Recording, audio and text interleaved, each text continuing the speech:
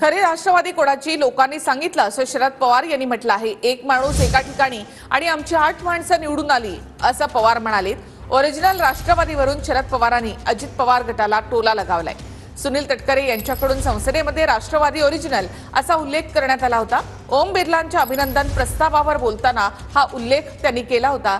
त्यावर शरद पवार यांनी असं उत्तर दिलं आहे। अभिनंदन प्रस्तावावरती मला मराठीत बोलण्याची परवानगी दिल्याबद्दल मी आपल्या मनापासून या ठिकाणी आभार मानतो। राष्ट्रवादी काँग्रेस पक्ष ओरिजिनल या पक्षाचे अध्यक्ष अजितदादा पवार यांच्या वतीने मी आपल्या मनपूर्वक शब्दामध्ये या ठिकाणी अभिनंदन करू इच्छितो आहे।